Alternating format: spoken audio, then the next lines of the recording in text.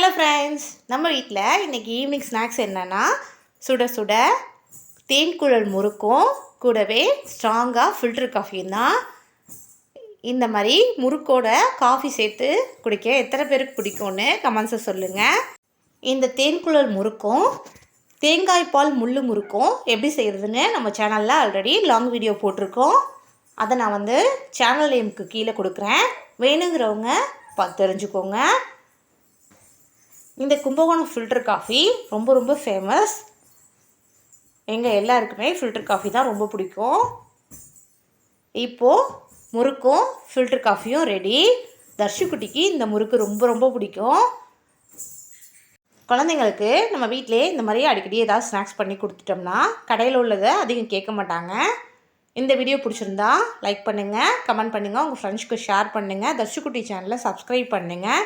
Thanks for வாட்சிங்.